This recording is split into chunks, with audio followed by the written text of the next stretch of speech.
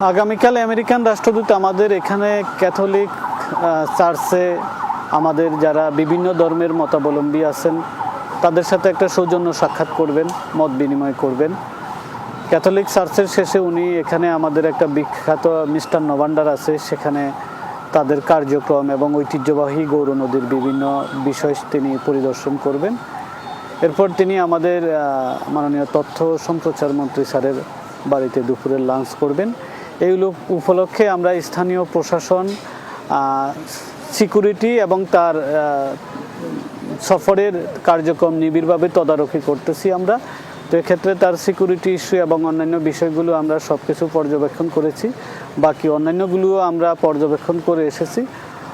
ইনশাল্লাহ সব কিছু ঠিকঠাক আছে এবং আশা করি উনি গৌর নদীর যে ইতিহাস এবং ঐতিহ্য আছে সেটি উনি এখানে এসে জেনে শুনে এবং খুশি হবেন বলে আমরা বিশ্বাস করি।